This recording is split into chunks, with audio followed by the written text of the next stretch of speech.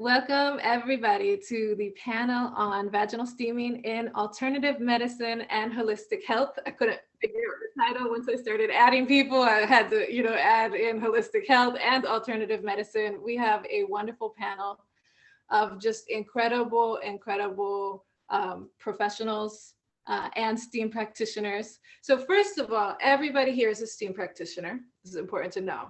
Next, we have Shamona Clark, who's joining us. She is a nurse practitioner, but she's got a lot of certifications. Okay, so I'm she's not just a nurse practitioner, she's all the things. Okay, we have Keli joining us, Keli Bradshaw, who is a physical therapist and has been implementing STEAM, I think, for about a couple of years now with her clients. We have Jackie White, who is also a physical therapist, but then also wears some more hats. She also does mercier therapy. She also is a fertility doula, fertility specialist, as well as a FAM educator, fertility awareness method educator. So I didn't quite know which one. I wanted all of those. So I was like, all right, let's bring Jackie in so she can speak to any one of those. And then we have Aqiylah, again, who wears many hats. I know Aqiylah mostly as a doula, but she's also, and Aqiylah, just so you know, I invited you specifically because you also do Reiki and you're a traditional naturopath, which I think is a really incredible and interesting field, hearing your reflections on how steaming has helped to inform that field as a naturopath, I think is really interesting as well. And I think it's something that people do seek out when they're doing, looking for holistic or alternative medicine. So anyhow, to my professionals who wear all the hats, feel free to speak to any one of the fields that you want to.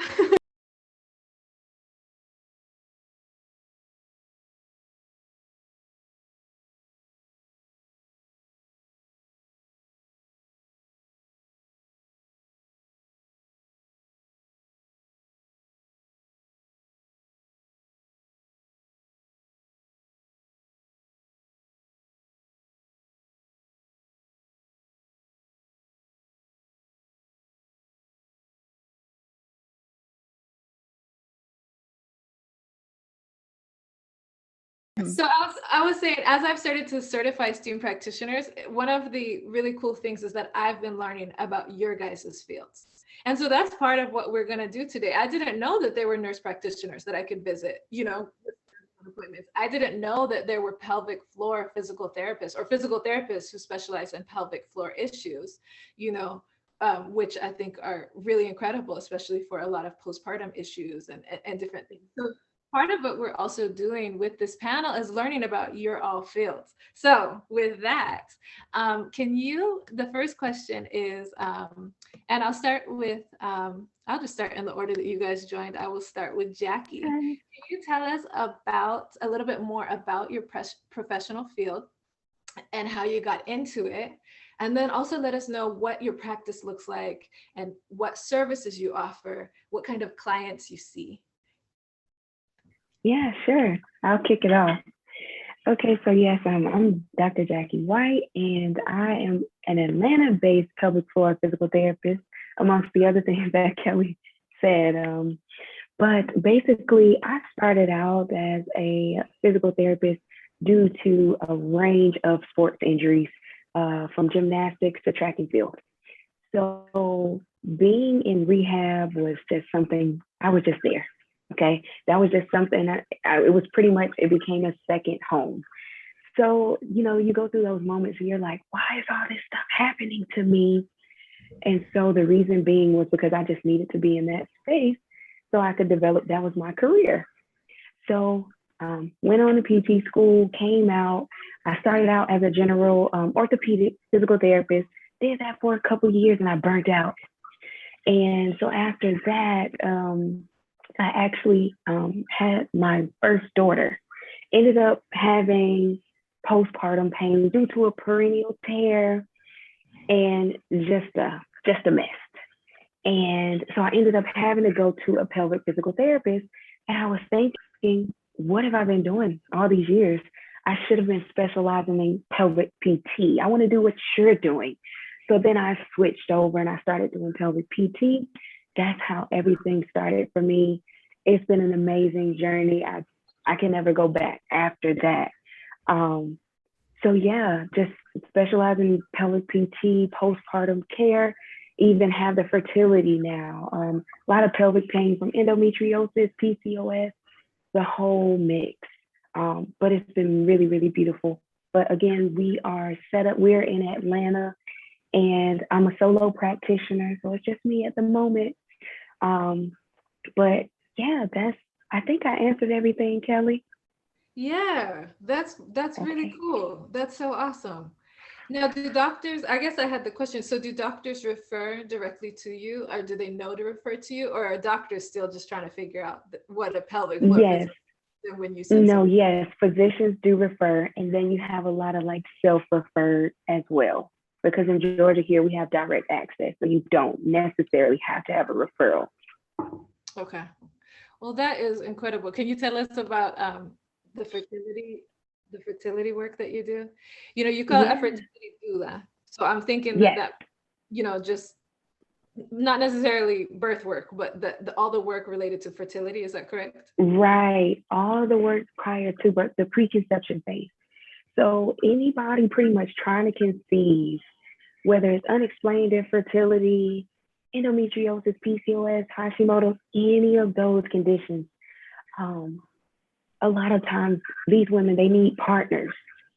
And so as a holistic fertility doula, I partner with the women or couples. And so it's just different things that are in the fertility doula packages, all sorts of things from manual physical therapy. You have chakra rebalancing. You have different nutrition things that we go over. Of course, with the fertility awareness piece, I'm helping them chart their cycles so that they're able to time intercourse within that fertile window. So just all the different hats that I wear, I found a way to put them all together in that holistic fertility doula package. And so I'm able to coach them through these things so that we can kind of take away some of the stress and anxiety. There's even couples restorative yoga in these packages, just anything to support them on their journey to conception. Yeah, that's really cool. And that's what your website. Can you let people know your website actually in the chat? It's Body Oh, Fantasy. sure.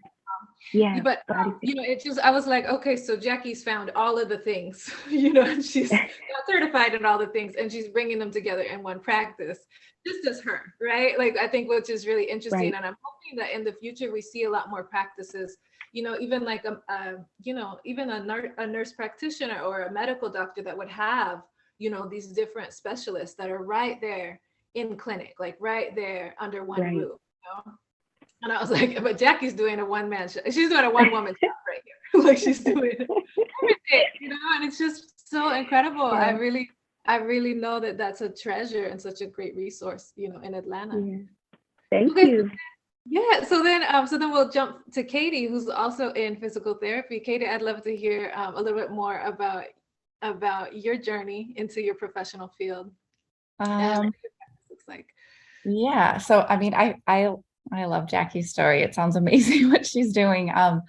I kind of was the same way. Like, I got into physical therapy because I was a total jock and loved sports and was always like fascinated with injuries. So I got my athletic training degree first and then went on to PT school and same thing, worked in the orthopedic setting.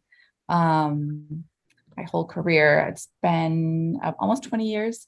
And then about 10 years ago, same thing, you just start getting burnt out because I felt like the work I was doing, people just weren't like getting there. And I was starting to feel really frustrated. So I had heard about a type of therapy called myofascial release, a John Barnes style myofascial release. And I'd kind of known about it, but I just never took the leap to do the trainings.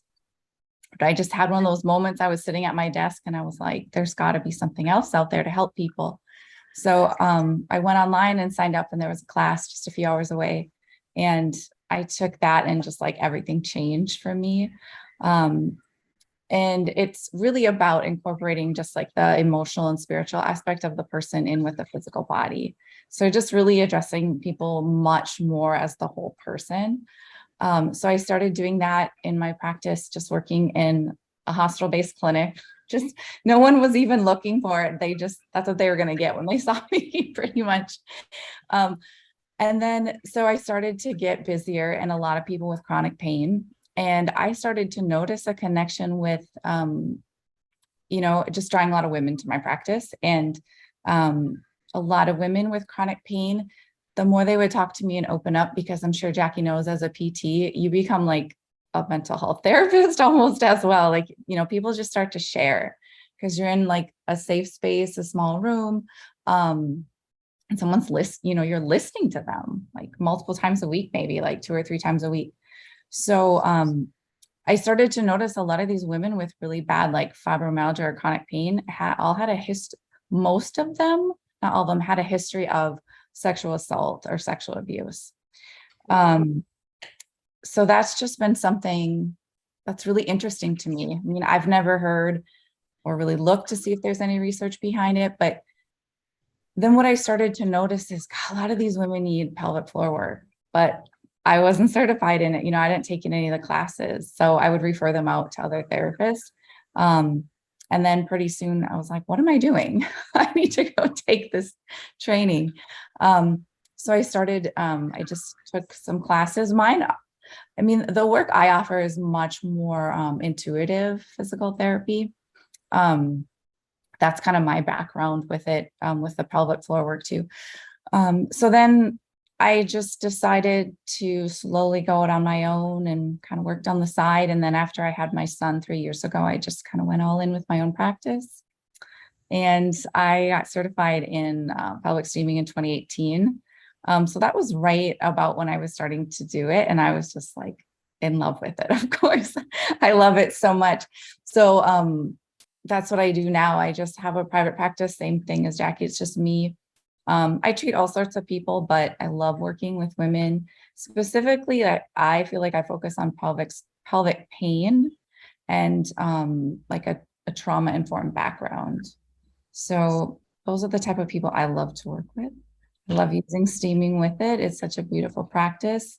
I always say it's the only modality I've ever used that 100% of women love it. 100%. I've never had someone not have an amazing positive experience. And I can't say that even with any of the other therapy stuff I do. So that's kind of what I do. And I do offer virtual consultations as well.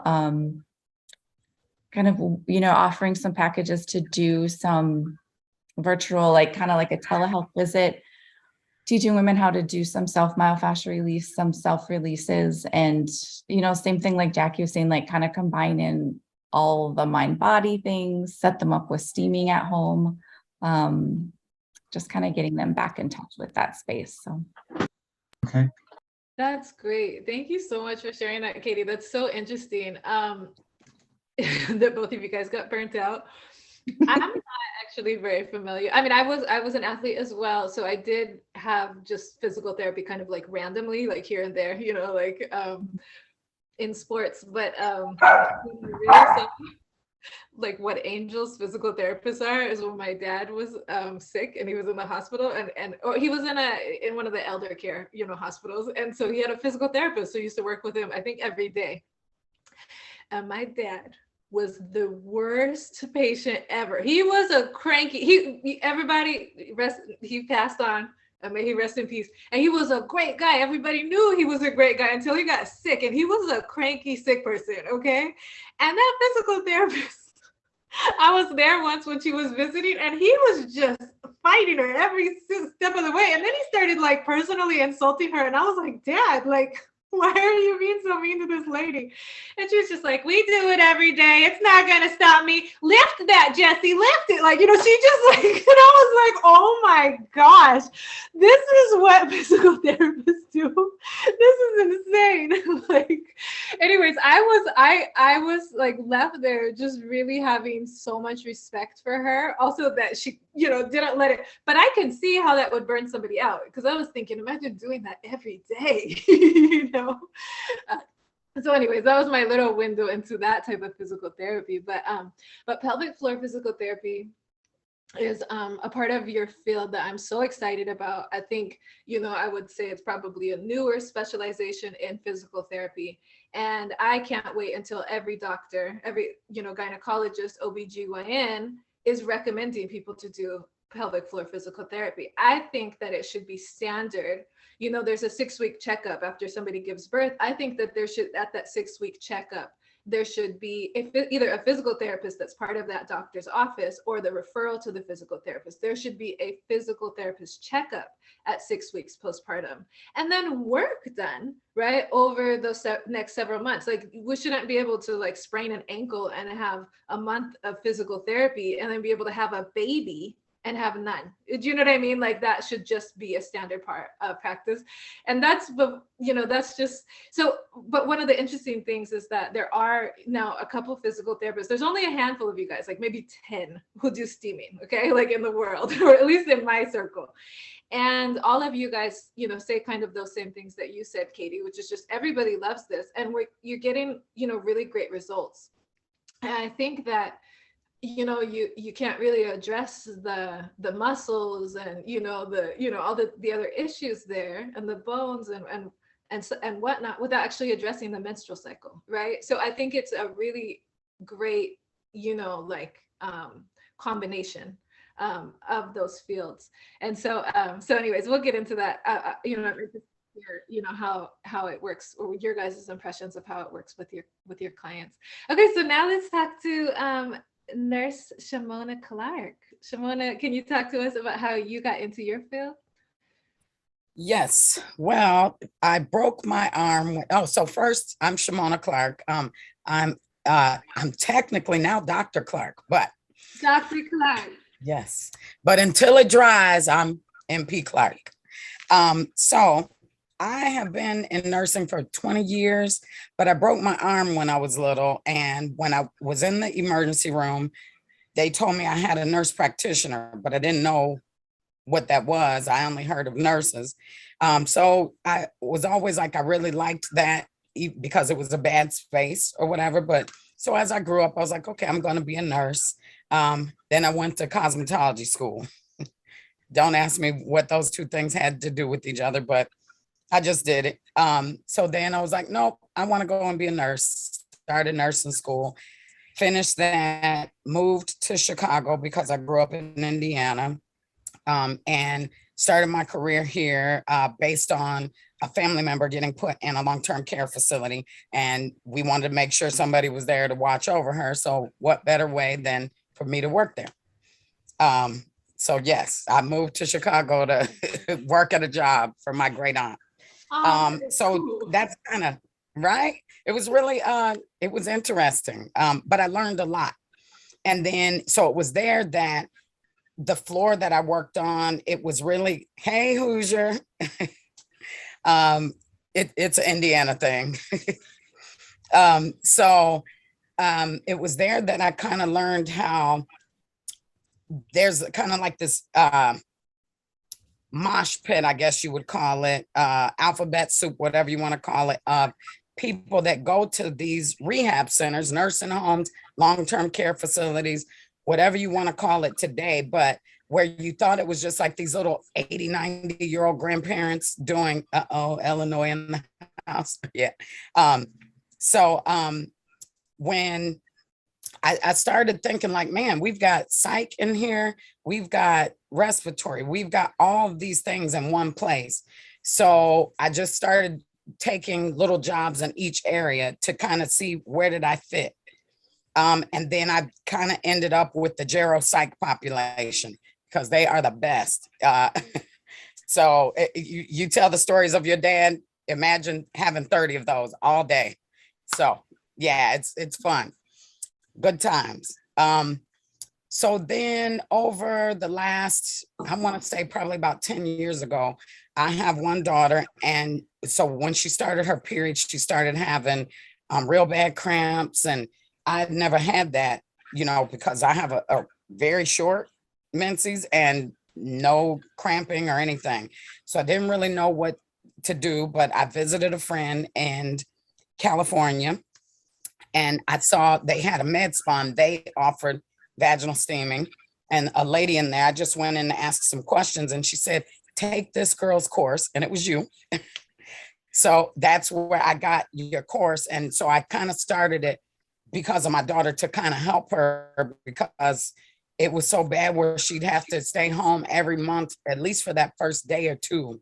And I'm like, okay. And then going to our primary care provider, they were like, oh, it's just part of being a woman. I'm like, no, this can't be. Like, this is awful. Yeah. So I'm like, okay, this is, and so I took her to a gynecologist. I tried all these things.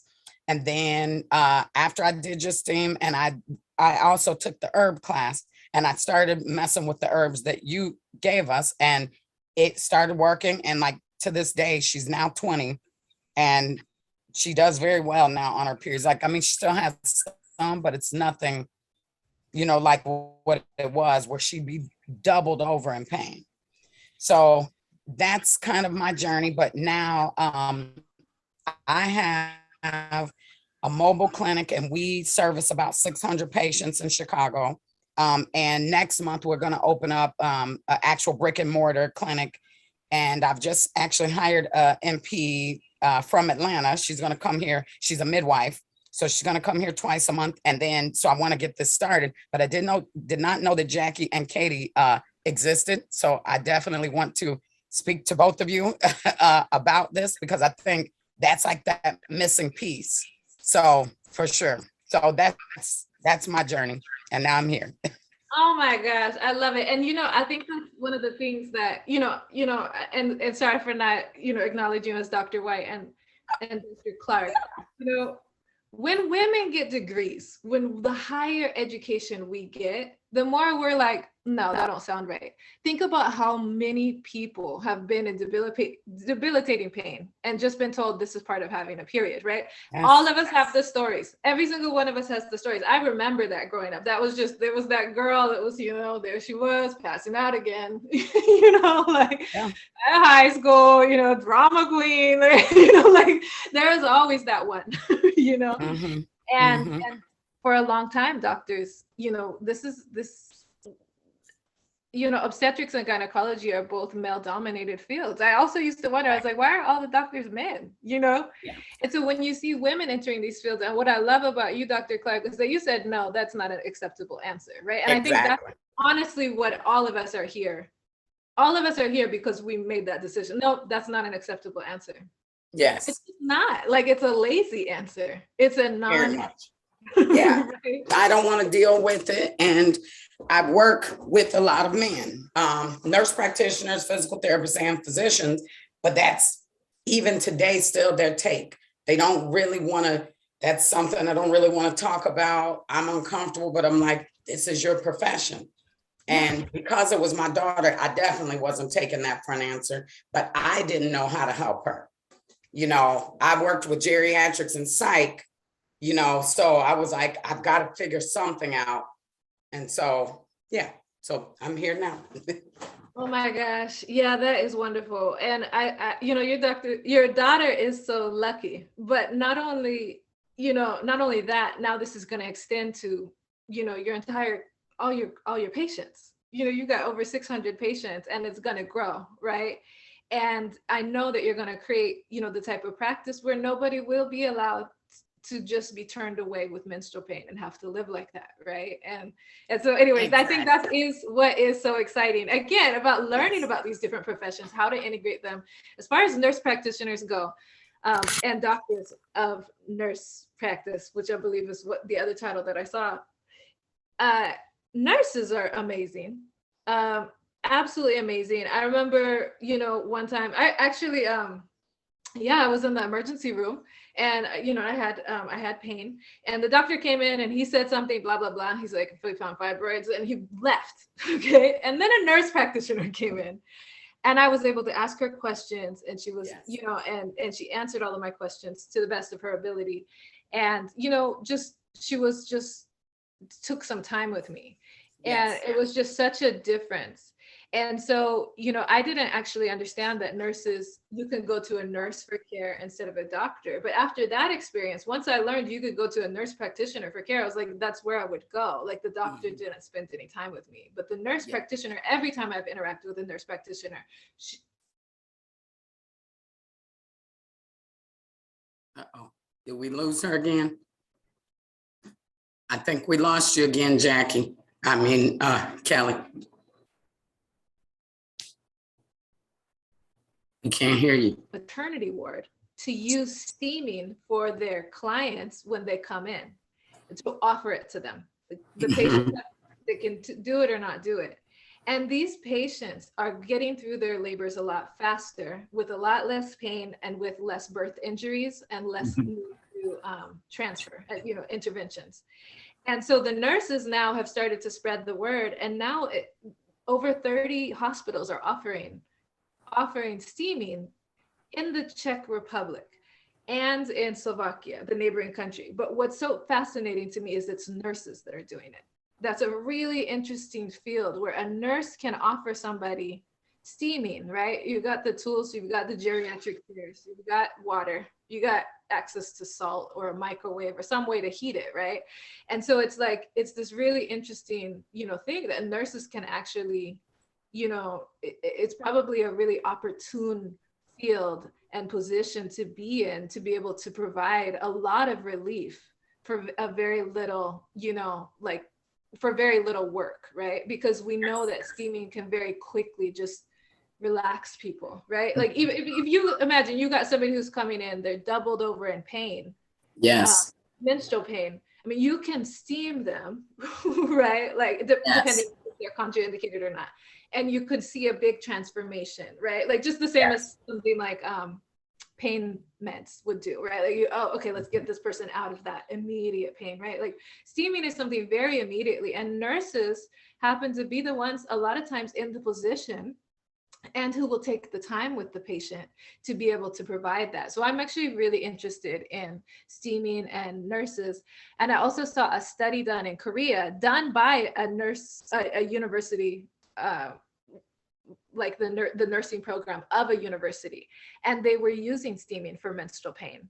And the study, based on what the study found and how much pain relief the patients were receiving, the study concluded that all nurses should be trained in steaming as something that they can offer to patients, while they're, in the hospital. And so I thought that was really cool. And so anyways, so I went looking for you. I was like, who are the nurses, in the steam community? And I found you. And of course, you're just the best of the best. So I was like, all right, let's get Dr. Clark in here and hear what her experience with steaming is. Okay, so that leads us to Aqiylah. Aqiylah, some of you all might know, is the assistant instructor at Steamy Chick.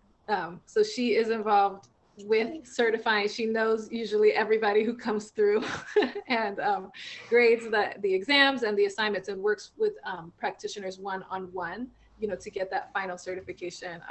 So I know her very well. We've been working together for 4 or 5 years now. And Aqiylah, again, wears many hats. So she also has her own private practice, and it's changed, over the years, but she does Reiki, like I mentioned, she's also a doula. And then the one that, I'm really interested in as well is as a naturopath. Nutrition matters, right? Nutrition and the way that people live their lives matters, right? And so you can steam somebody and maybe get them out of pain, but there might be some changes that need to happen in order for them to prevent that. And so I've been really interested in, I think nutrition and naturopathy lately, and how it can work in tandem, or how steam practitioners can work in tandem with that field to be able to get some of those results, as far as some of those dietary changes that might be necessary. And some of those, like I remember, I'll tell you guys. We lost you, Kelly. Can't hear you. Can't hear you.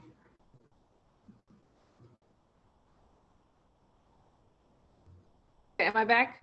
Yes. Okay, so Aqiylah said that somebody contacted her who had all these infections, all this pain, and Aqiylah was working with her at her STEAM clinic, and she was like, "When did you last drink water?" And the client was like, "Oh no, I don't really like water." And Aqiylah took her a glass of water and was like, "You're gonna drink this." Water, right?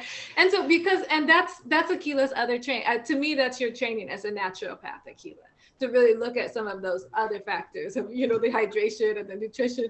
And Aqiylah got this woman on track, and after a couple of weeks, this woman started drinking water, and it really helped with the infections, right? So you can steam, but like that's not going to help the fact that her body was dehydrated, right? Like so. So yeah, Aqiylah, can you talk to us a little bit more about your professional path? And you can go whichever direction you want, but let us know how you got to where you are now. Thank you so much for having me here. And I've so enjoyed listening to everyone else and meeting the other practitioners. Hearing your story is amazing. I started out in my holistic path with nutrition.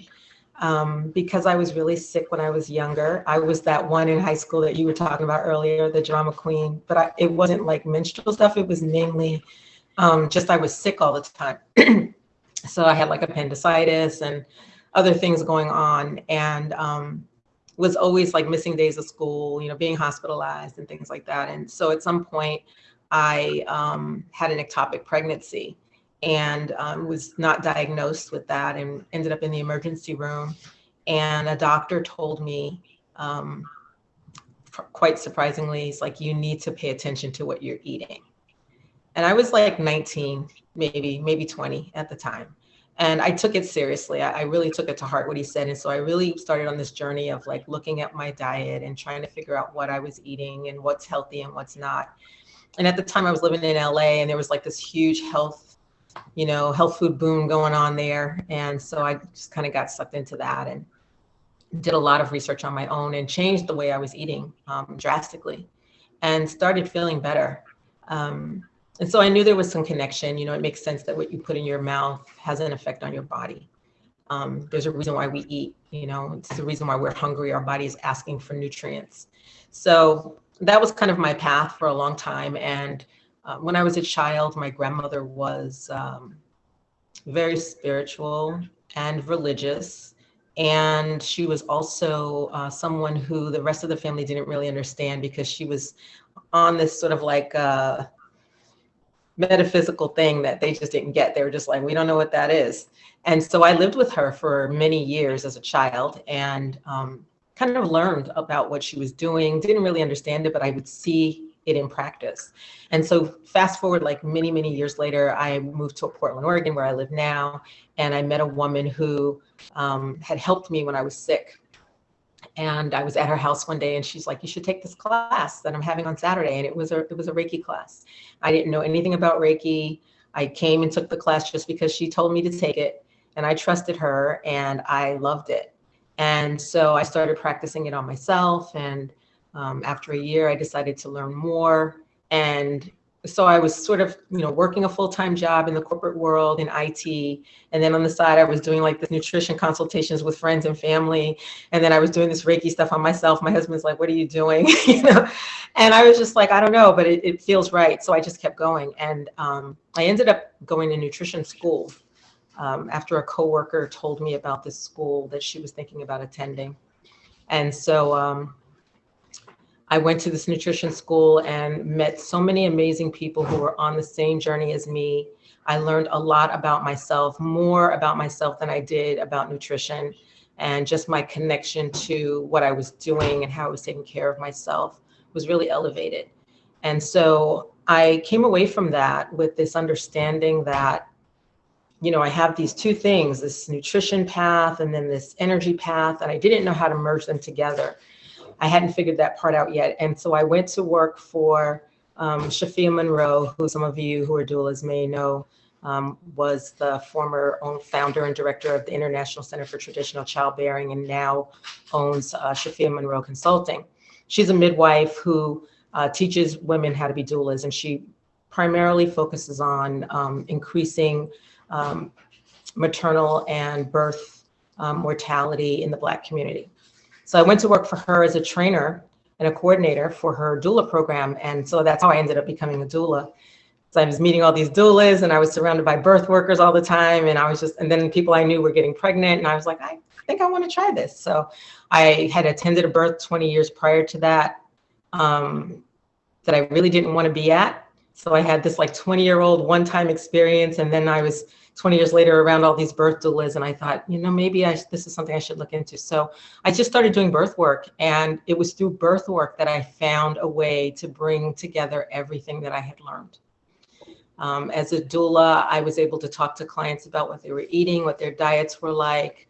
I was able to talk to them about self-care. I was able to talk to them about energy and how they were spending energy and how they were utilizing energy, and able to provide them with more energy.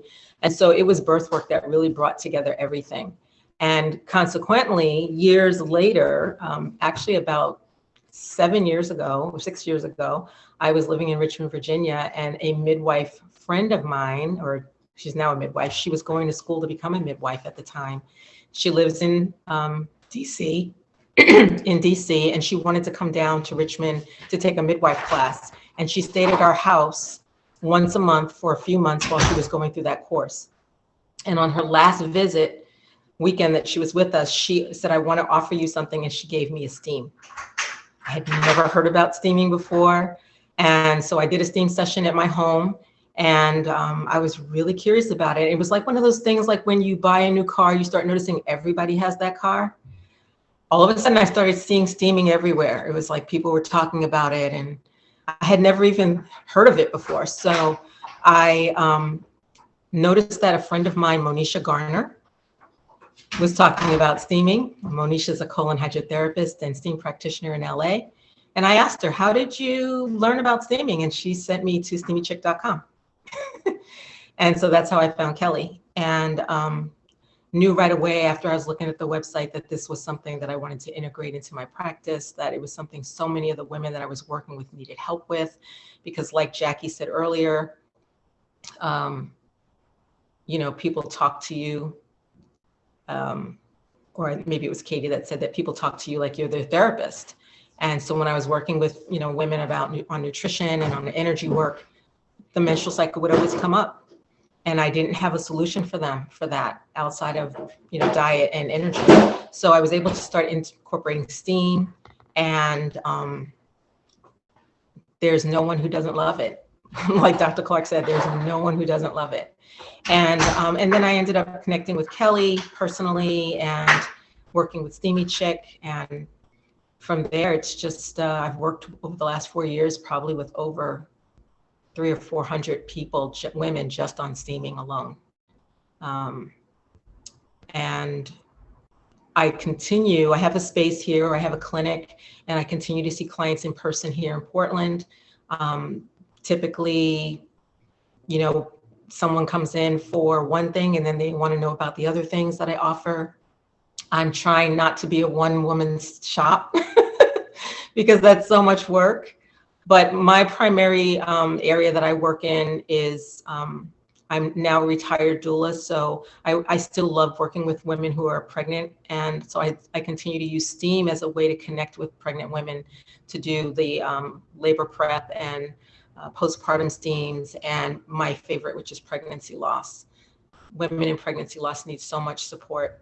And then also menopause is a big category for me, because that was the #1 reason why I started steaming, was post-hysterectomy. There's no help for you once you have a hysterectomy. You have all of these side effects, all of these symptoms after hysterectomy, and your OB is just looking at you, your GYN is just looking at you like, sorry, you don't have a uterus anymore. I can't really help you. You don't have ovaries anymore. I can't really help you. So they send you to the endocrinologist. And, you know, that's just the whole cycle of drugs. So menopausal steaming has really helped me tremendously. And I love working with women who want to steam for that. And I could say that probably I've had several clients who were in menopause, started steaming, and their partners would call or text and say, how often can she steam for? Like, this is really helpful. Like, the benefits are great. So that's my story. I've loved this journey, and I'm looking forward to where it takes me. Wow, thank you, Aqiylah. Okay, but why the partners? Oh, because they're not having the dryness anymore. Sex is possible again. There it is. Prior to steaming, it's the skid burns, the friction is too, painful, and there's no libido. But with steaming, the libido comes back, the dryness goes away, and so their partners are like, hey, can they do this every day? Like, is this something they can do all the time, or just once a month, or once a week, or so. Yeah. It's definitely a beneficial thing for menopausal women. Okay, thank you for bringing. Oh my gosh, you covered. It's like we're covering a lot of bases here, and when you go to Aqiyllah's website, you'll see kind of the same thing. It's just like, ooh, what should I do? Should I do nutrition? Should I do her, her Reiki package? Should I do? There's just so many different things, and what I'm really hoping is that we'll start to see more practices that are kind of like these integrative, holistic gynecology centers, right? Where you can have an MD there. If we want to have if there's a gynecologist who's on board, we can have that nurse practitioner there. We can have that pelvic floor physical therapist. We can have the nutritionist. We can have the doula. We can have the midwife, right? And absolutely, if one of them's not a steam therapist, you need to have your steam therapist and be able to start to offer a lot of this stuff, under one roof. That's what I'm really hoping for, as well as a fertility awareness educator, like giving that education.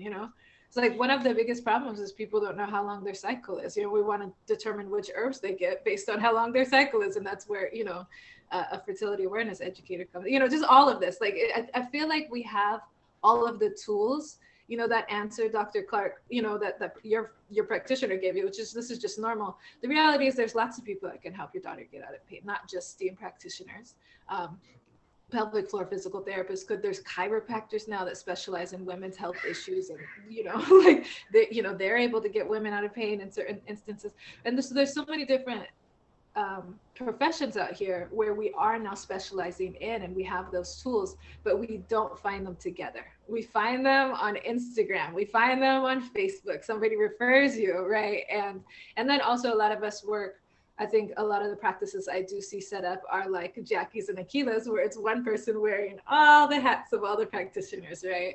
But I do really hope, I think physical therapy and nursing are very interesting because you can get a doctor's referral, right? You can have it covered by insurance. So if steaming also happens there, then it's under that insurance blanket. And because a lot of times, people only want to do what their insurance, is offering, or what the practitioners under their insurance are offering, right? And so that is, sometimes one of the problems with the steam practitioners. We all function outside of insurance. There's no insurance for steaming. And so I think that's where, and then I think nutrition as well. I don't know how much doctors refer to nutrition or how much that can get covered, but I do think it's interesting, to have these different fields to be able to refer to that steaming. Okay, so on that note, let's talk about steaming and how, whether you refer steaming to your clients, and in what cases you specifically refer steaming. And I think from there, we're also going to, I was also going to ask if you could share a case study where a client steamed, if you have one, and you saw some specific results. So again, we'll start with Dr. White. Okay, so I guess I will go backwards. And I actually like to start with the case study. Okay. So if I could think back, this had to be, this was a woman who came to me maybe 1 year ago. And initially she came to me for holistic fertility doula care. She had been trying to conceive for some time after discontinuing birth control. And so she's like, when I got off birth control, I thought I was going to be able to conceive like this. It's supposed to happen like this. What is going on with me? Periods, they were all over the place. So I said, okay, where do we start? That's the thing. Like when you wear all these different hats, you're like, oh, where do I start? So I'm like, okay, first, let's get your cycles healthier. So we started with steaming. And, she went on to tell me, as a child, well, I think she said she got her period around middle school. I mean, she had the terrible, terrible menstrual cramps. I mean, the I have to go home from school, drop to your knees. I'm on the bed curled into a ball type menstrual cramp. And so she said, throughout the time, her mom didn't know, auntie didn't know, grandma didn't know. So what happened? She got put on the birth control pill. This is something that happens very commonly. It's just miseducation. So it's a Band-Aid.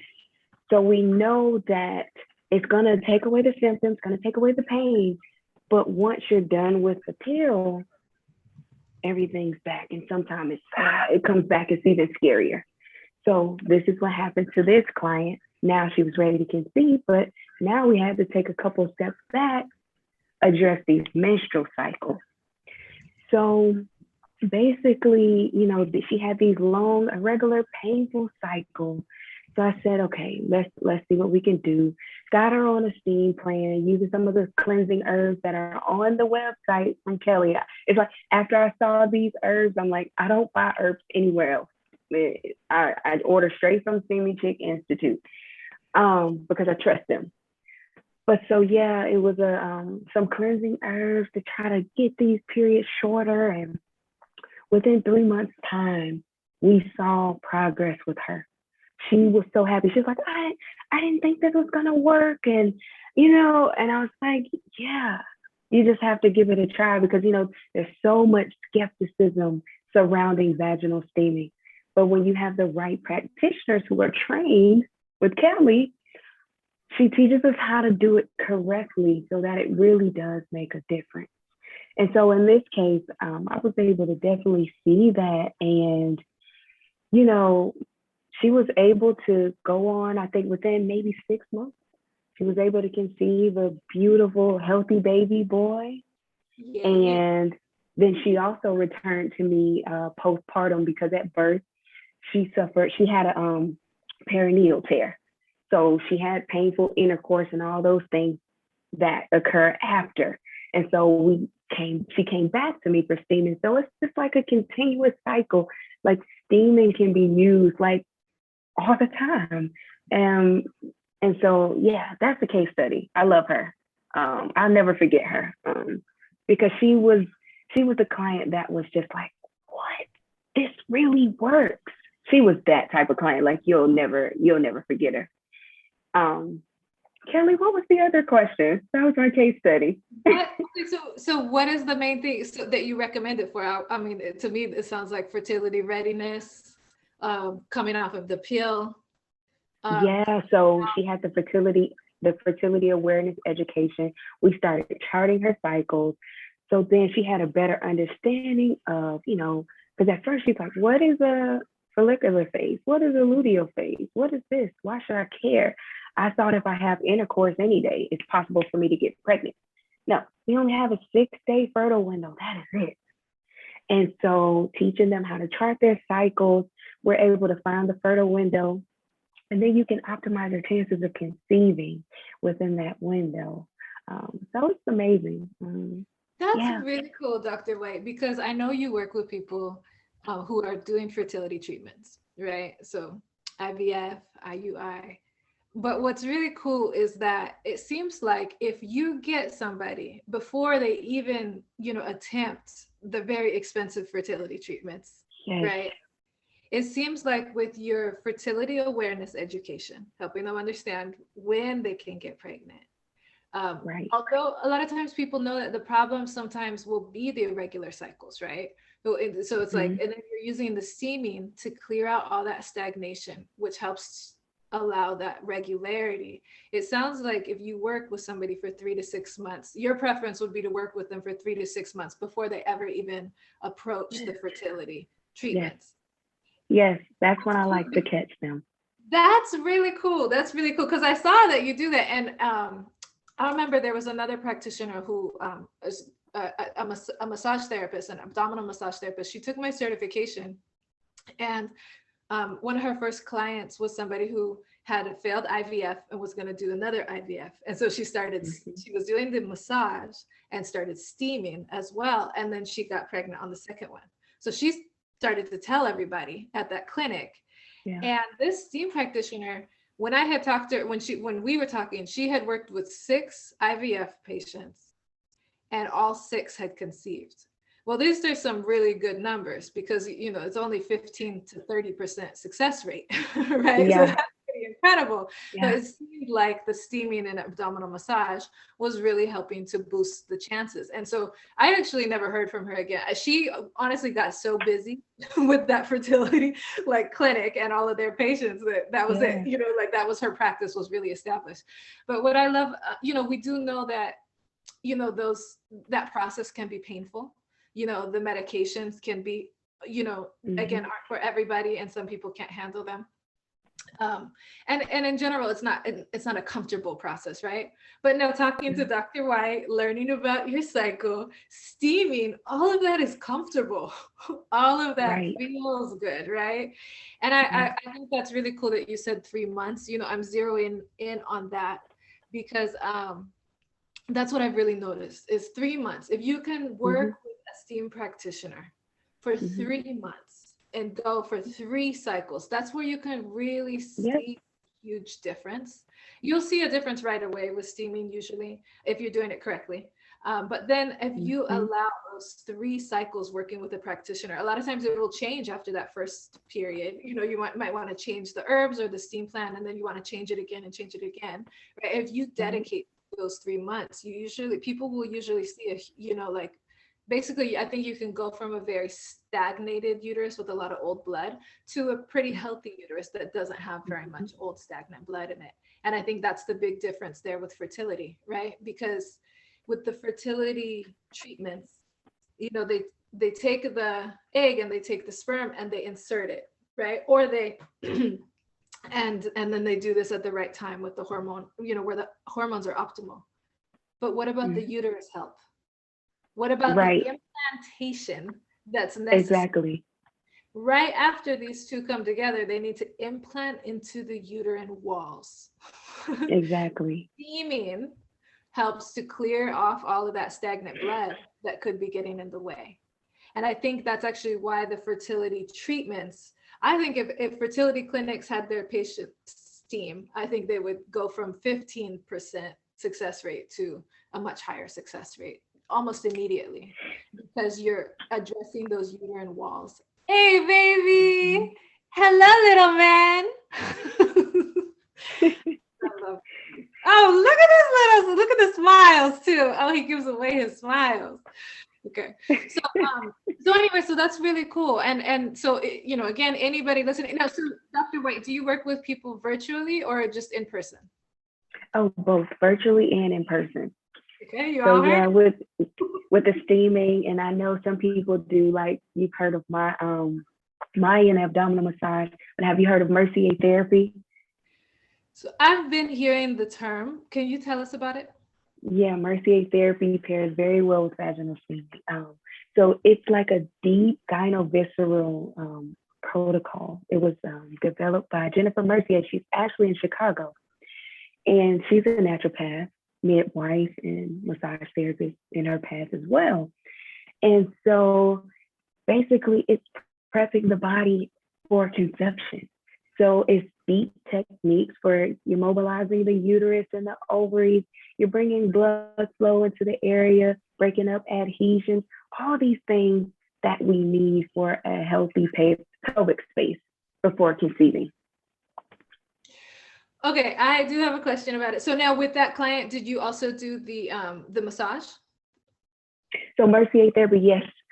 This client, yes, she did have mercier therapy as well. Education, yes. You did massage and you did steaming. Yep, she had the mercier therapy, the steaming, and the fertility awareness education. Did you do physical therapy with her? She didn't. So no, we didn't do PT. She didn't need it, right? That was postpartum.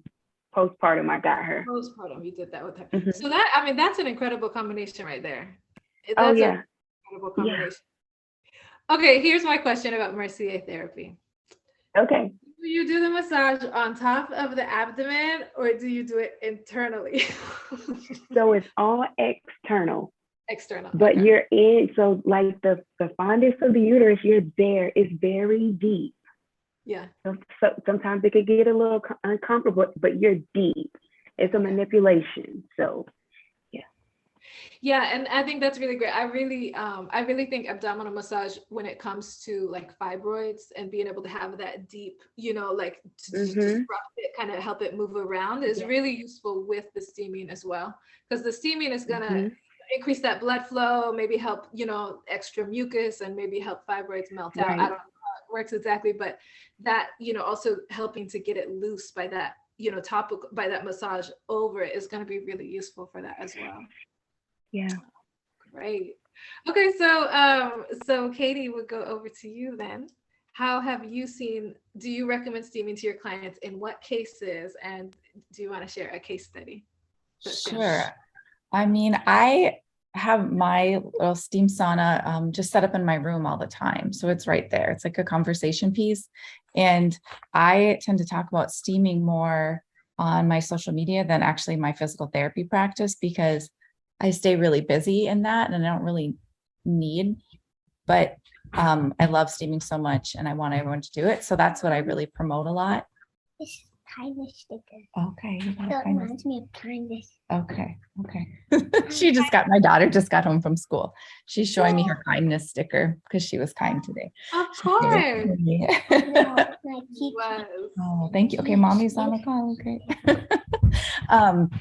So I mean, I talk about it all the time. So I think there's a lot, I always say there's so many people watching that maybe are a little bit shy to say anything. But when I go out, just, in the community, people are like asking me questions. People are really curious about it.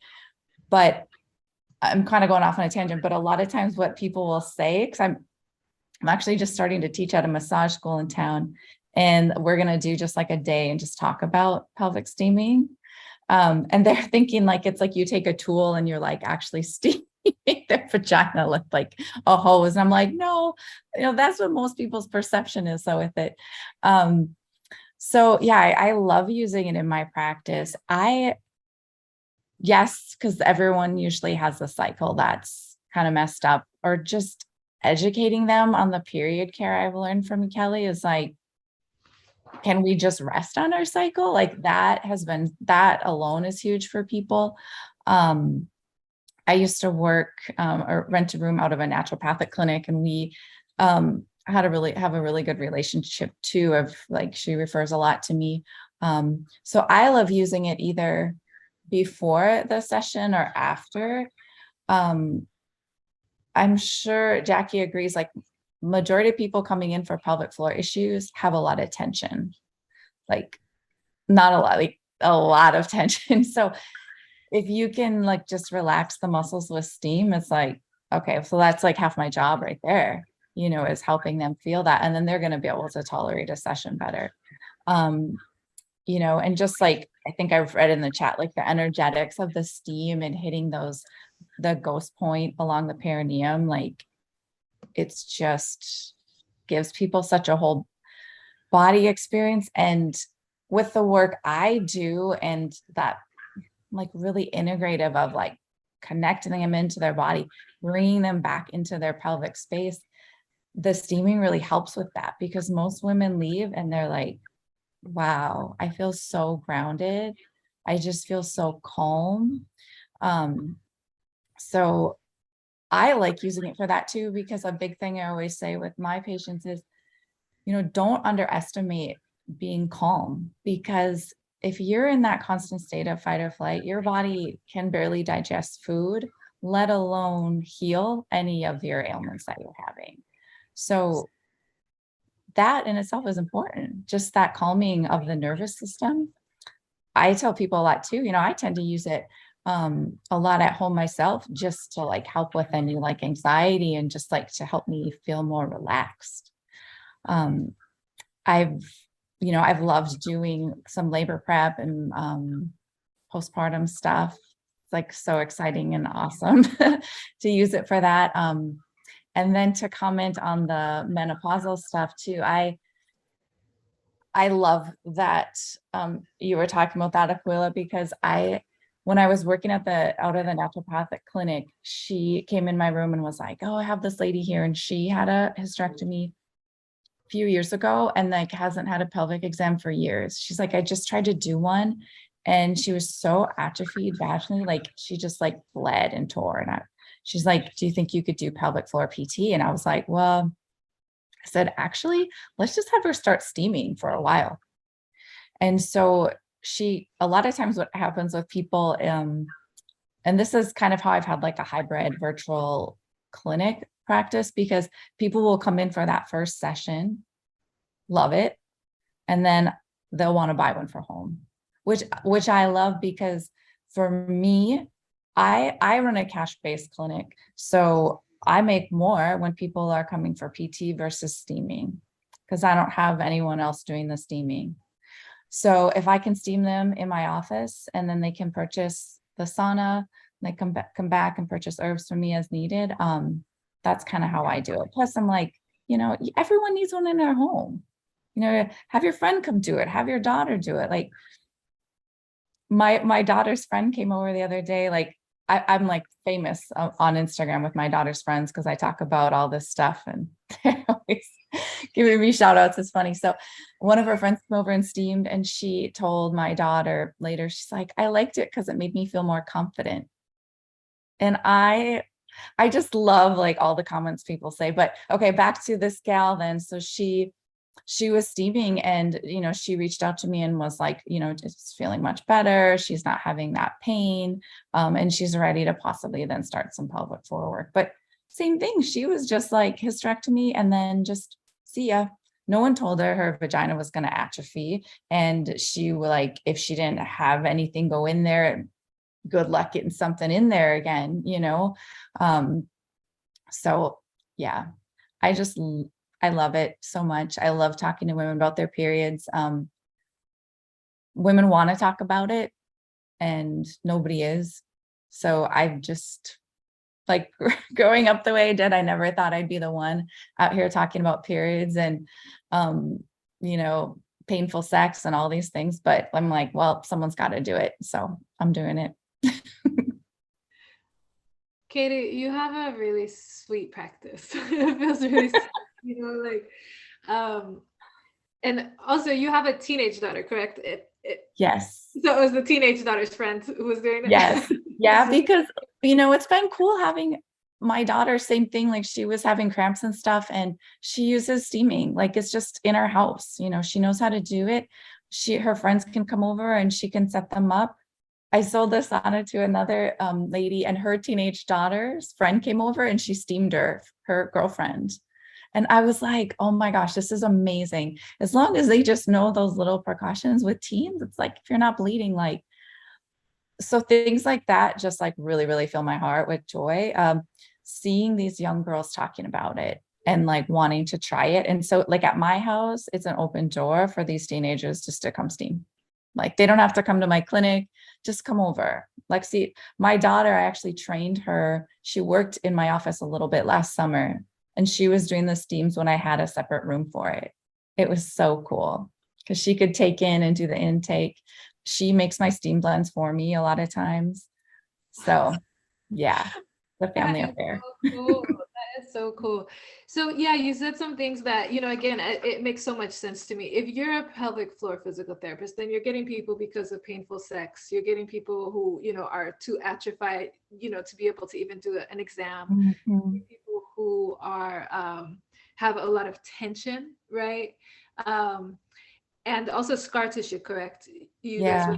So, so it makes so much sense because, yeah, I mean, in that case, with somebody atrophied like that, it makes sense to steam her first, right? And then I also really like that you shared what your model is, because you do make more money with the physical therapy, and also because it's not something that you were able to introduce her to it and then train her how to do it. She could do it at home, and you could have her do it before she comes in for her for her other treatments. That makes a lot of sense to me, because the steaming it takes up a certain amount of time, right? Whereas when you have that time with her, there's other things you could be doing. I think that's a really great model for acupuncturists as well. Last week we had a panel of acupuncturists. Acupuncturists do, they do needling, and there's other things that they're doing.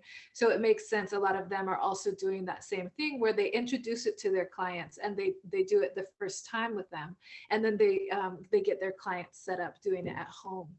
So that it's aiding in that plan. And I think that's a great model for like, certain professions like yours. Whereas a spa is a different model. Spa, you set up, you bring in and you do the steam experience, right? So you go there to steam. Whereas with some of these alternative medical fields, I think that is a really great model and a great way to introduce it. And I think, what really is having an impression on me is, again, that you are,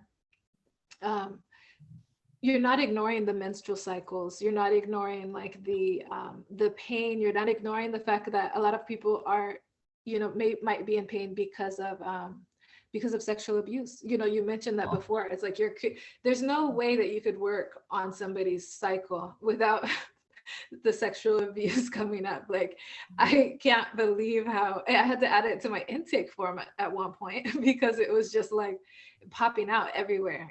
Like it is, something that, we just saw the whole world respond to a pandemic and declare something as a pandemic. There's a pandemic of violence against women, sexual violence against women, in addition to other types of violence. Like, it's a pandemic. Like, when they do statistics, they can find 1 in 3, and that's just statistics, right? And we know that it's higher than that.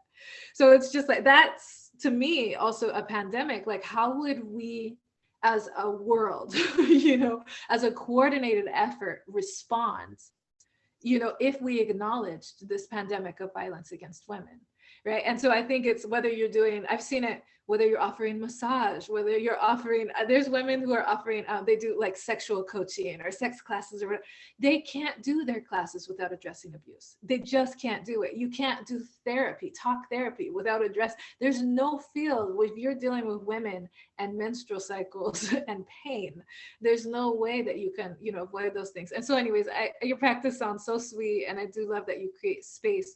And I think also, the fact that you are, creating that your daughter is, talking to her friends, and that you're, willing to talk to them. I think that's also so cool, because I think that it can help to that confidence that she has.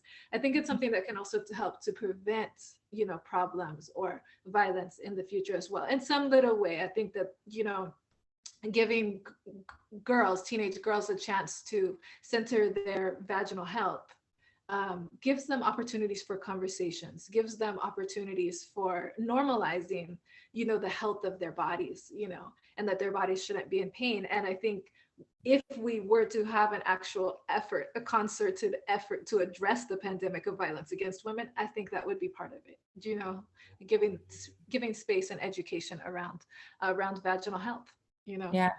One other thing too, I wanted to say, like, one thing that's like important to me, and I'm not really sure how to make it happen, but when you talk about it being covered by insurance, like, some people still use, they'll use like their health savings account cards and things like that. I really try to like word it.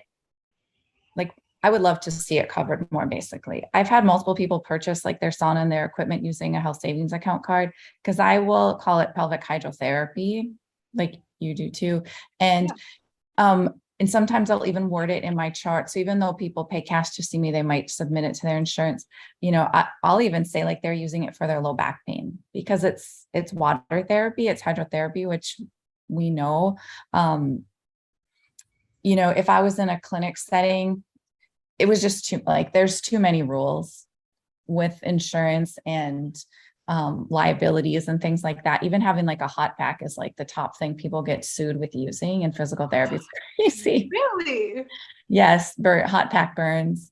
So it's like almost not worth having them. There's so many rules and regulations that I don't know. I mean, I think if you were in like a traditional setting billing insurance, you'd almost have to do it as like a complimentary, like not even charge for it. Like if you had like an aide that could just be like setting it up before and it was just part of the treatment, because there's no code for it. And so when we're in like the medical, there's like codes for everything that we bill.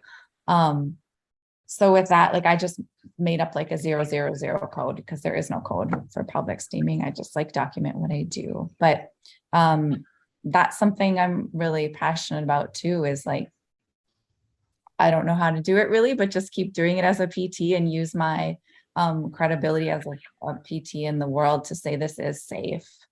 And we need to be using it more. So I'm on that train. Thank you so much for mentioning that, Katie. Yeah, you know, the term vaginal steaming is popular because that's actually the reason why that's the term. There can be a lot of different terms for vaginal steaming, and there have been throughout history.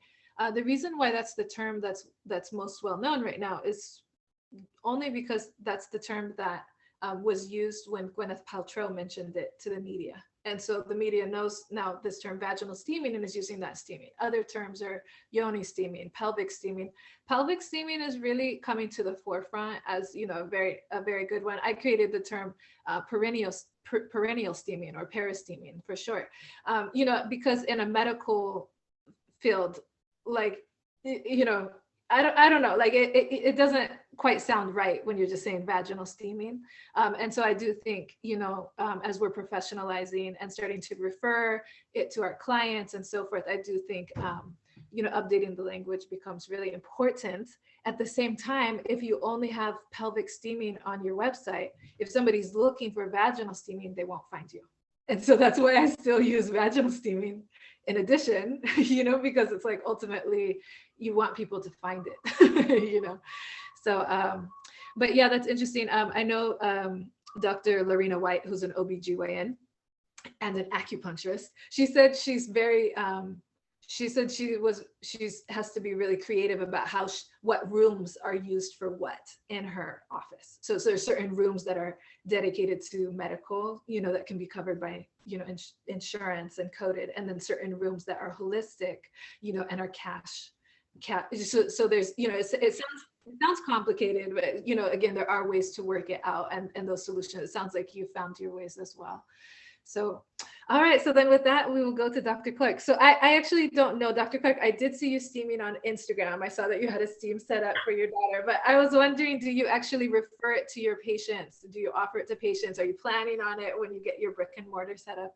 Yeah, actually a little bit of everything. So during COVID, I was still steaming just for friends and family here at my house. And then because my daughter, and then I kind of created a safe haven here. So my daughter's friends could come over, because I really think that is like, it's so taboo for us as women to talk about our bodies. We're not supposed to be sexual beings. But as I said, a lot of my career has been with older women. So I get a lot of the women who are, even if they're perimenopause, but all the way through. So that, you know, just all of the things that women have to deal with, this, I don't feel should be one of them, right? And so, yes, I still have a setup. I actually have my setup in my office. I was steaming this morning myself, but so what I'm doing now, I have some assisted living, supportive livings, and when I go to my home health patients, if that's one of the issues that they, you know, usually tell me about, and then that's what they say. I feel like, you know, the gynecologist doesn't want to see me anymore. So I do tell them, hey, this is what you can do. I know it's really sad. That's how they feel, that they're just kind of thrown away, right? And so, and then they're kind of like, I don't want to complain when I tell my primary care provider, they tell me go to gynecologist, and gynecologist says, well, your insurance only pays for blah, blah, blah, blah, blah. Or they want them to take all these hormones. They want them to do all of these things. And so I've just really started now doing a lot more education just with those patients. But a lot of these people, they may be on fixed incomes. You know, I like my private practice is in underserved communities.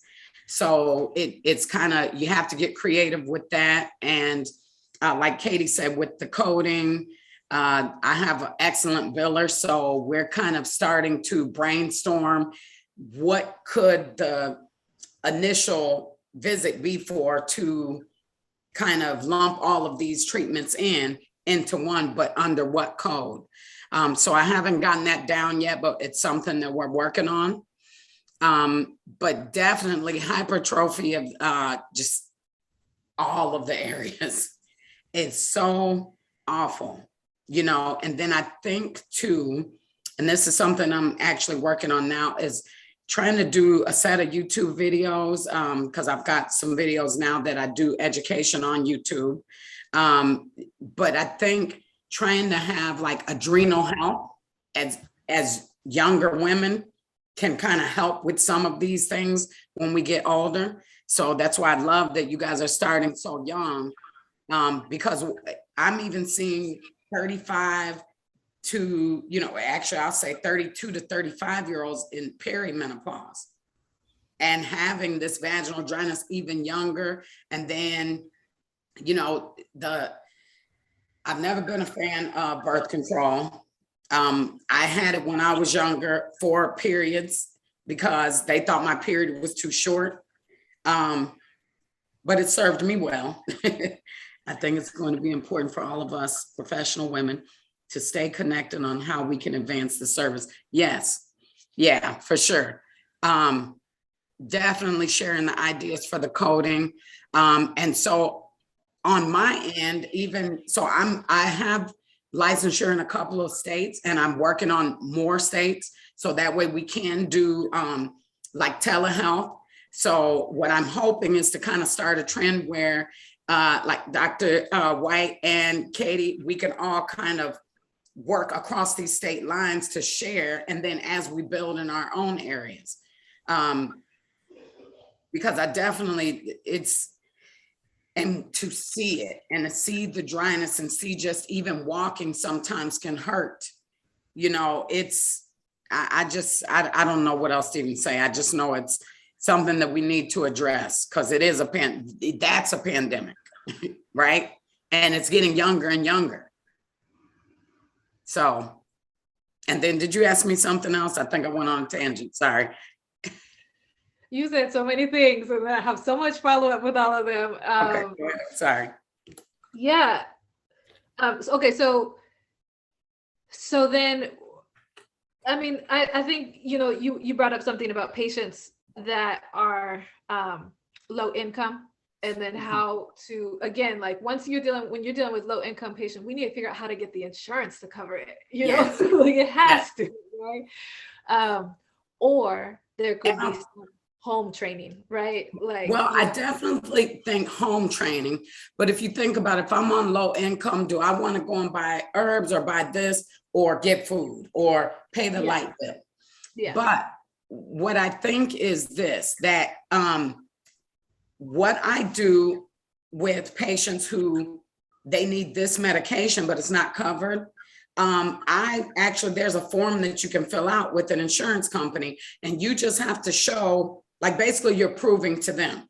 And the majority of the time, the person that they have call you is just somebody sitting behind the desk. They're not nurses. They're not PTs. They're just, I don't know the degree they have, but I know that they're not healthcare professionals.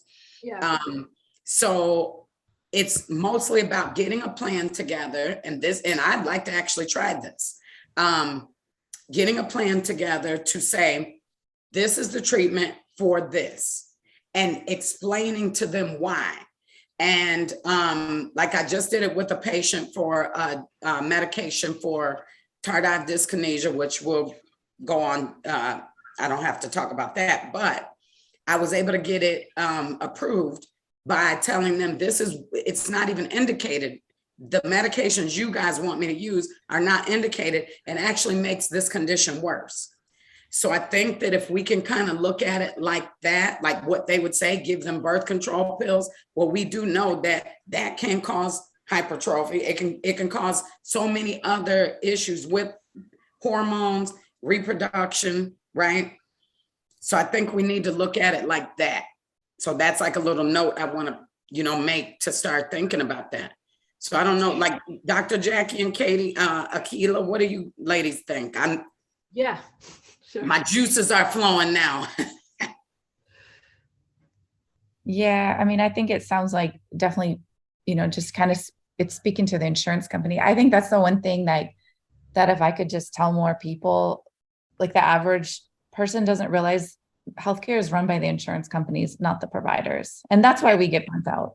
We love all the crazy patients. Like that part's great. It's dealing with all the restricted things because we can't do what we know people need. Yes.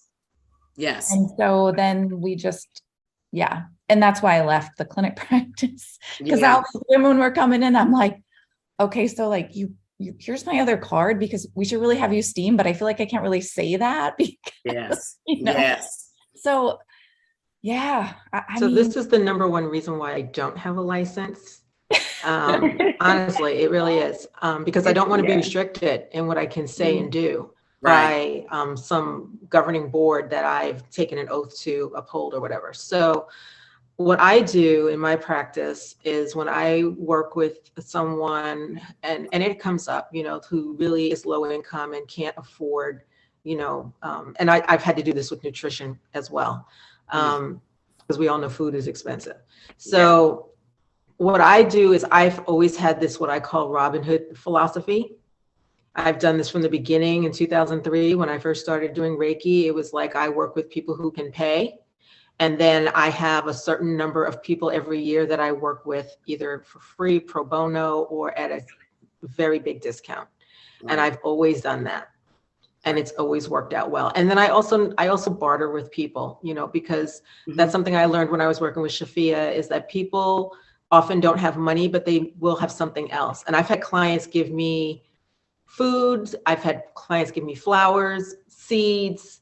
So I barter. I mean, that's, it's like work with people where they are. Yes. And I honestly wish that bartering is something that would grow and become a bigger movement in this country, especially in communities, that are underprivileged, because there's a lot that we have to offer that doesn't necessarily translate to dollars. So that's what I've done. And I also know that like my massage therapist that I was going to for years, and I used to pay through my insurance, stopped offering insurance because she said that the amount of money that she was having to pay someone in her office to keep track of insurance payments.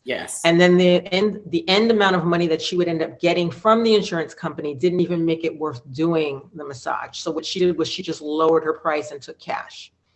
So, I mean, those are all things that I try to incorporate and as ways around that issue. And I've seen the same, I've seen the same conversation exist in the health coach field that I'm a part of, as well as in the birth field, in the midwifery and doula field. These are all, especially in the doula field, these are the same conversations. How do we get insurance to pay? I have an NPI number. It gets me through a lot of stuff sometimes that I wasn't able to get through before without having an NPI number. And I also use the take health saving and flex spending account cards. And it took me a long time to get approved for that, but I finally found a little loophole that let me slide in there. So, Aqiylah, we're definitely jealous of you, though. We have all of these restrictions. It's just such a big headache, and so that's why I left the clinic too, Katie, and just became cash based. And I'm going to offer my steaming. I don't charge for it at all. It's complimentary for everybody. I know the benefits of what it does before I do my internal vaginal work. And so I document that. I mean, it is what it is. I know that it's necessary. I've seen these clients, they respond so much better when they've been steamed prior to any internal work. We've been talking about the women with the history of sexual traumas. I mean, you can't just go in there. You literally have to bring the parasympathetic response, help them relax. And then with the steam, it all makes sense. It's going to make these tissues more pliable. It's easier to stretch. Everything just works so much better. But, when you're talking to somebody that they have no idea about how these things work, it's kind of like, argh. So I gave up the fight and I just made it all complimentary, honestly. Wow. That's amazing. That's absolutely amazing. I wanted to say earlier, Keli, that I've seen a model of care that really represents what you were talking about when I was taking care of my mom. So my mom had Alzheimer's, and I took care of her for 12 years. And when she went on hospice, she was on hospice for 3 years, which is like unheard of, but she was on hospice for 3 years. And so she was on home hospice. And one of the things that I learned from home hospice was that there was this care, there were these care providers that were part of a group that all worked together for my mom's care. And I was just like, wow, why do you have to be like dying for this to happen? Like, this is what should be happening all the time. So she had like the social worker, she had a volunteer who would come and read to her and play games with her on Fridays. She had her LPN, she had her, the primary nurse, she had her doctor. There was the psychologist, there was, the person who dealt with pain management. All of these people, the chaplain, all of these people were all part of her care plan. And what would happen is every 60 days, she had to recertify. And so how I found out about this plan was that the nurse says to me the first time, she's like, well, your mom has to recertify. The 60 days is coming up. And so on Wednesday, we're having our staff meeting, and your mom's case is one of the ones that we're going to be discussing. And I was like, well, what does that look like? And she says, we all sit around the table and we all say, okay, so Miss Smith has this going on. I've worked with her and I've seen this. Another next person goes, I've worked with her and I've seen this. Everybody talks about their experience with her in care. And then together they come up with a plan of how to move forward. Is she qualified to continue on? Okay, what's that care going to look like for the next 60 days? And I was just like, this is how medical care should be for everyone. So I know that it's possible because it already exists. We just have to figure out how to make it spread across like all dimensions. And in saying that, I also wanted to say that my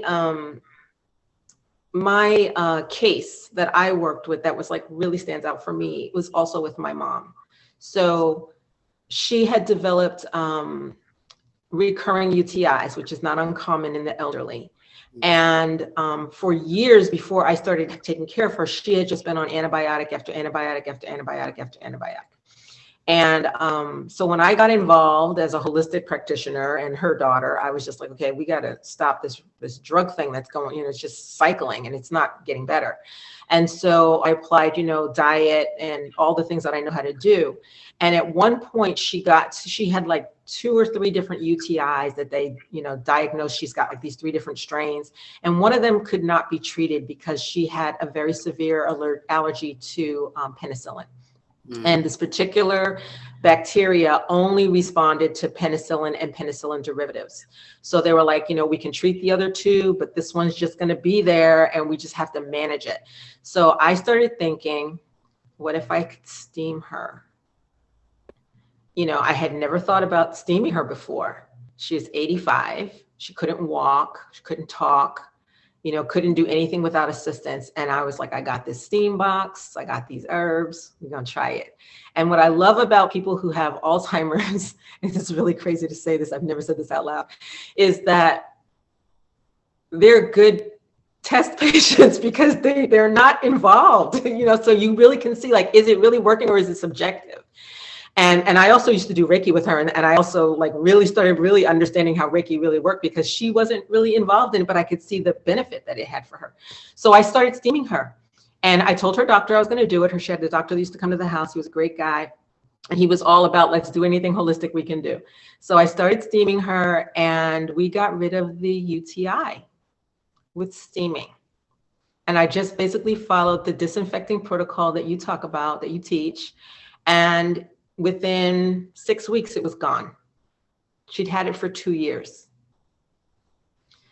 So 2 years. 2 years. Because they couldn't treat it. So, one of my goals in life is to bring steaming to hospice. Wow. Okay. Wow. And she was, and the other thing that happened as a side effect was that she had developed anxiety, and we could tell that she was having anxiety because she was doing like these little, kind of tics. She had started developing these little tics. And when we started steaming, the tics went away. And she was calmer. She was less like rigid because, you know, as someone who's not walking and has dementia, eventually they're, you know, they just get really tight. And so what you guys were talking about, you ladies were talking about with, you know, just the relaxation and of the muscles and the tissue and everything. I saw that with her as well with steaming. It just helped her to relax and become more pliable. Like getting her dressed prior to steaming was like very, you know, like trying to move her arms were really tight. She was holding everything like this. But with steaming, she started to relax, just like involuntarily. So that was my case that I wanted to share. It really moved me greatly that I was able to use steaming as well as all of the other things that I know how to do with my mom. And one of the reasons that I continue to go down this path of holistic care is that as I'm getting older and people in my family are getting older, I want to be able to have what we need and not have to rely on people who don't care or don't know how to help you. So I just wanted to share that. Thank you. I love that. And I used to be a hospice nurse some years ago, but it is, I've always promoted hospice, palliative care and hospice, because I think that people, what you hear a lot is, I'm not going to kill my family member, because they hear hospice and they think you're killing them, but you're really giving them such a beautiful gift. And I want to throw this in here because this is the reason why I want to do a private practice, because my plan is to have, I just hired an LCSW and an LCPC for therapy there. I want to have MPs in all of these areas, right? So that way you come in for one visit, but you're taken care of as a whole person. Because what happens is, if I'm in primary care and you have a cardiac issue, well, hey, I've already billed you. Now I can give you a referral to go to the cardiologist. But you do know, if we just have everyone in one facility, right, we can do all of those things in-house. So if I were able to say, okay, you came in today and you have vaginal dryness, okay, if we're going to do telehealth, you know, walk-in visits or whatever, hey, we have a steam room back here, we can do this. So that total patient care is really, for me, that's my goal. Because a lot of my patients tell me, well, what pill are you going to give me now? And I always say, you guys know I don't do pills. I myself don't like medication. So I'm like away from that. Until we get to the point where it's a must, I'm all about diet, exercise, hydration. What else can we do? You know, so I love. Anytime someone talks about hospice, I love it, because people really don't understand what it is. But that model, although that IDT model, it is in all of the other places as well. Like long-term care facilities, they do have it. You just don't really know that it's happening because it's kind of backdoor type thing, but it is happening. But hospice, that's why it works so well, right? That's why the patients feel so comfortable and they're able to transition because of that support. So yeah, I love it. Oh my gosh, this is so cool. Okay, so, you know, like I've been kind of trying to dream of what the model is, you know, and I think hospice, you know, Aqiylah, you should shared that with me another time. And I was like, what an incredible model. And it reminds me of the model of care that Dr. Lorena White, one of the few pro-STEAM OBGYNs, she learned it when she was 15, it was passed down from her grandma. You know, it's grew up steaming in the African-American community. And now she has, you know, she's an OBGYN, a reproductive endocrinologist, you know, like fertility expert. And yet she does acupuncture and steaming for her clients. That's what she prefers to do for her clients, right? But her practice is really incredible. It's in Maryland. And she has, so again, she has a medical doctor, an acupuncturist. She has, I believe, a doula, a nutritionist, and then somebody who does yoga, right? Like, you know, womb yoga. And it's just such a cool model. And they do that. They come together and they create care plans, you know, and everybody, you know, shares what they think, you know, and together they create a care plan of holistic gynecological care. And so I hear you all saying, you know, and you know, we hear this everywhere, the frustration with the medical model, you know, the medical business model, and how that like basically limits what you all can do as providers, right? And so where I see the innovative things happening are when people go into private practice and build it themselves, right? And I see so many people doing this, like, and you know, the interesting thing there is once you're going to create a private practice, you really need somebody who's business minded to do it, right? Like, you know, Dr. Clark is an incredible nurse practitioner, right? But now if for her to do her private practice, she's going to have to be a successful businesswoman. The same with Dr. White, the same with Katie, the same with Aqiylah, right? And those don't always match up. Some of the most amazing midwives you ever have that exist are not business women, right? So their practices would never be able to function, right? And so that's where, you know, it is really interesting to exchange notes on what you all are doing, or, you know, what the limitations are, or what we can move towards.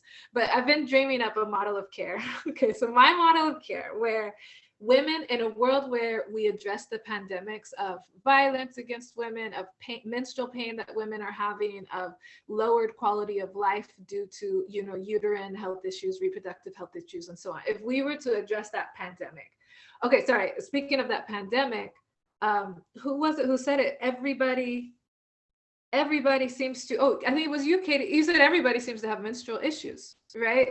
There's like nobody who doesn't have them. I did a survey once, and I was surveying people, you know, about their menstrual cycles. 95% had menstrual issues and pain and a lower quality of life due to their menstruation. Like, it's like somebody who doesn't have menstrual issues is like a unicorn walking around amongst us, right? Like, it's just not very common that you have somebody that doesn't have some discomfort because of, or even pain, or a diminished ability to function because of their menstruation. It's insane. And it's not as insane when you understand what Dr. Clark said, which is that people go to the doctor's just like, there's nothing more I can do for you. You know, like, I gave you the medication and it's not working. Do you want me to take out your uterus, is what they say? Okay, well, if you just do a hysterectomy, you won't have issues anymore. But then when you see Aqiylah is an example. You do have issues after that uterus comes out. It's all your problems don't go away, but that is how they sell that to women, right? And so you know, like, when you look at what's going on and, you know, this bigger picture, we can understand why so many women, over 90%, are dealing with, you know, menstrual health issues. So you know, one thing that I say is there's a worldwide women's health crisis, and it's completely unnamed. Nobody's, and very few people are talking about it. I think people like us are, and can see it and can recognize it. But I myself had no idea. I had no idea that so many people were dealing with diminished, function and life because of their menstrual cycle. I was appalled when I started to hear everything that was going on. I can't believe how many people live in pain, or with heavy bleeding, or with, vaginal dryness to the point that it's difficult to, have intimacy, right? Like, it's just, it was incredible to me to understand how widespread, these issues are. So, worldwide women's health crisis. I'm going to declare it. Okay. I'm declaring it. It exists, right? There is a pandemic of pain that women are in, right? But anyways, dreaming of, the perfect model of care, I do believe all the solutions are out there. When I hear from women like you, I know that the solutions are out here. I know that if somebody gets into one of your hands, they're going to be better. They're going to be better off, right? So, here are the professions that I've narrowed down on. If we had, no limitations, and we had a perfect model of care, and we were going to, address this pandemic, you would have, you would probably still have your MD. You'd have a nurse practitioner. You'd have a midwife, an acupuncturist. They can deal with the heavy bleeding in a way without medication that nobody else can, and some other things, right? You'd have a pelvic floor physical therapist. You'd have a nutritionist. You'd have your midwife and doula, your birth workers. You'd have somebody who does abdominal massage. I would say you'd have your fertility awareness education, which should start from, the age of 10. right? Like people should know their cycles, right? You definitely have your steam practitioner. And then maybe you could throw fitness and, you know, some other things in there. But like that would, if we had all of this, right, under, you know, one roof, or, you know, a practice where there was referrals, I don't think there's any woman's health issue that wouldn't be resolved. I don't think that there would be any pain or discomfort. There would be no UTIs. You know, there wouldn't be early periods from the age of 8. Acupuncturists and steam therapists help to delay that period to come on a little bit later. 8-year-old girls shouldn't be heavy. Like there's literally no place, you know, where I don't think you would have, you know, be able to help, you know, women, right? Live better lives and with whatever issues they might be dealing with.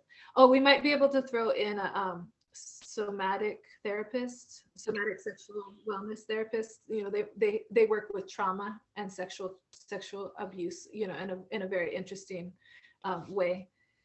So you know, that's you know, that model care, this is the dream. And I think, you know, all of you women, all of your practices, you got all are individuals. You know, Dr. Clark, you are moving towards, you know, models, you know, a model and a private practice. I think nurse practitioners I really look to for those models. I think nurse practitioners seem to really get it, like nobody else. Like, oh, cool, yeah, we'll add some steaming too. There are some other nurse practitioners who have standalone you know, practices, and they immediately integrated, you know, a steam practitioner. They just trained somebody on the staff to be that steam practitioner.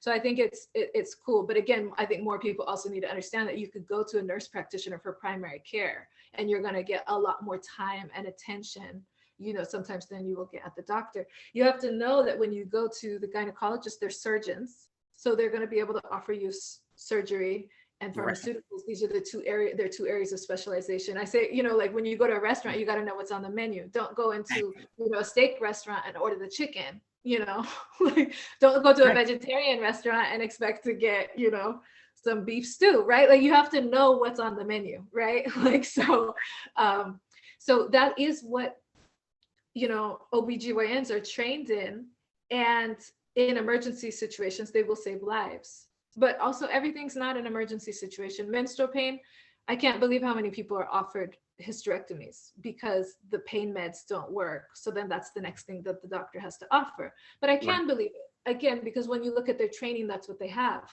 Whereas nurse practitioners, y'all are a lot more, you know, you guys bring in a lot more, you know, you bring in, you know, a lot more pelvic floor.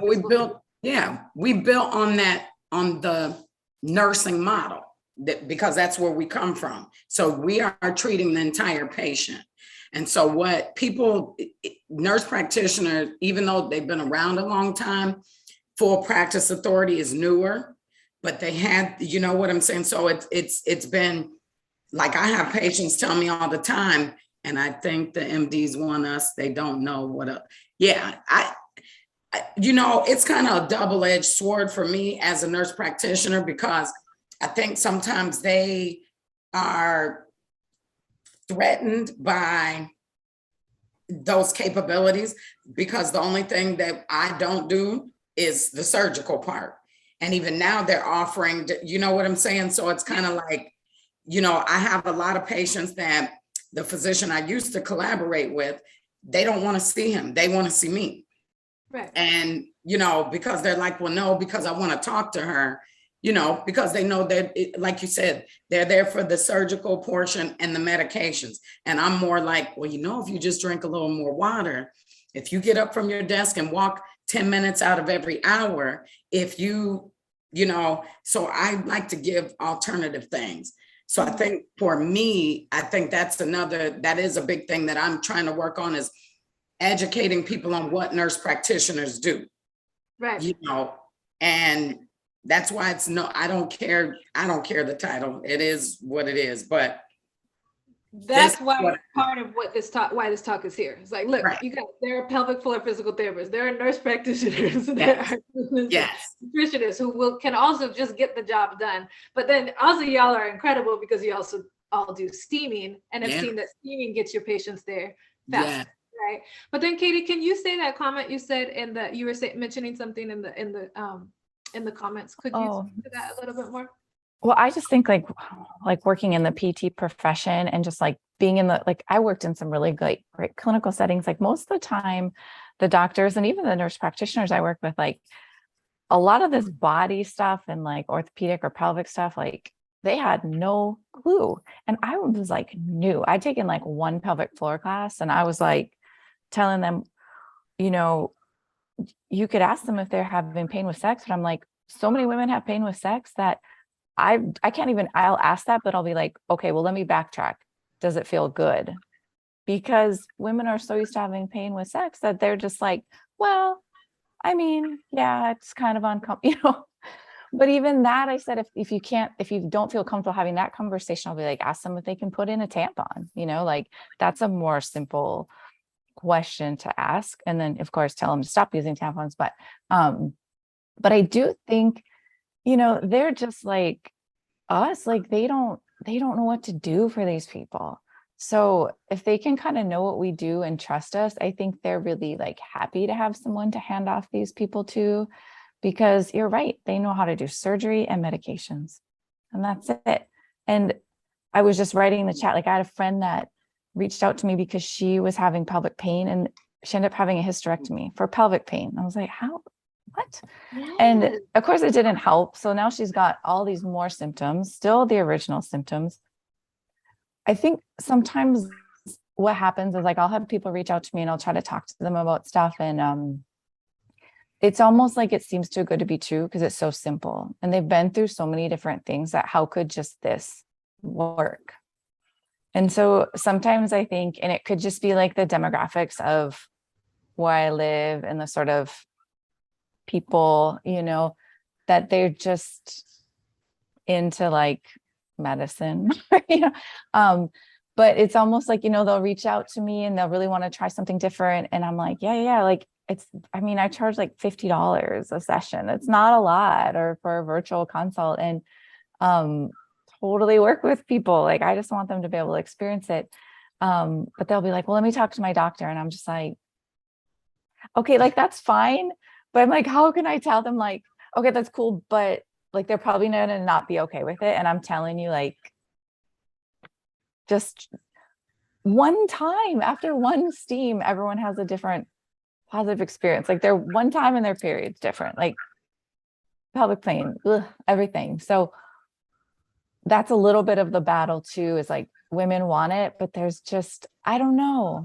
There's like a fear. There's something holding people back a little bit from wanting to try it unless they're already like really in that world. Yeah, I don't know what it is. I think it's all the media articles when you Google vaginal steam, it's like doctors say don't do it, doctors don't say do it. And that's why I tell people, it's like, let's stop saying doctors don't do it and let's feature the doctors who do it, right? Like the team, like, that's part of it. Like, we don't need to repeat that. We need to really just focus on the fact that doctors who know about steaming have also seen the incredible results and they recommend it, right? But then I want to go back to Jackie and like going to something that you said, Dr. Clark, and you guys, we've come to 2 hours and I still feel like we could talk so much about so much more. But, you mentioned, Dr. Clark, the gynecology doesn't want to see them anymore, right? Like, you're dealing with people. And I think that might actually be where we get in, is the clients that are tapped out. So when you look at fertility clients, for example, who are doing fertility treatments, perhaps the doctor won't refer before they do the fertility treatments, but maybe after the first failed attempt, maybe they would refer if they have a chance of a higher success rate. Or if somebody does 2 or 3 and they're out of their insurance and they can't do it anymore, maybe they'll refer those people.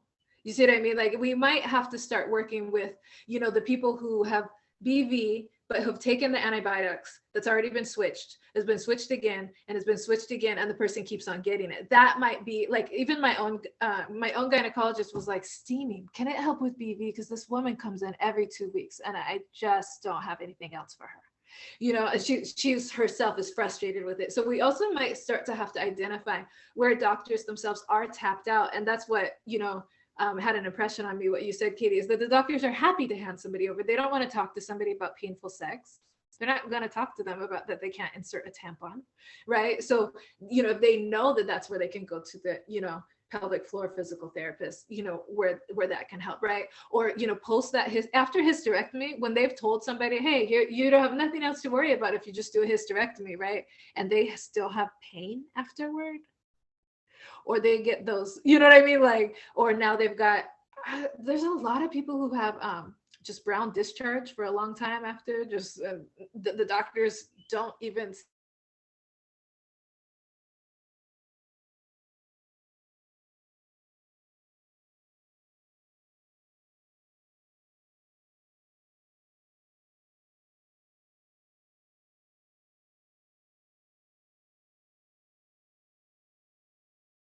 Okay, am I back now? Okay, shoot. Okay.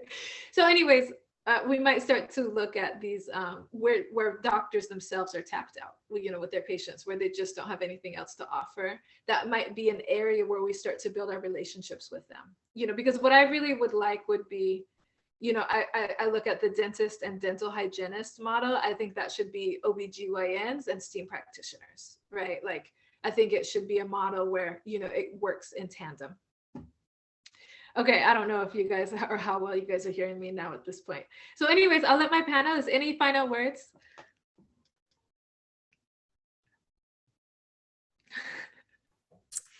Well, I don't really have final words, but I'm not sure. I just want to say, I love the steaming. I think that it's definitely something that when I have more space, I'd like to offer more.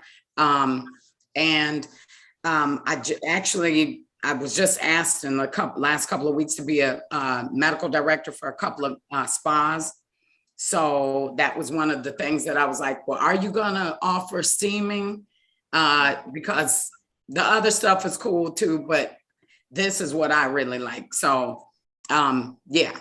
So that's great. And then Dr. Clark, where can people find you?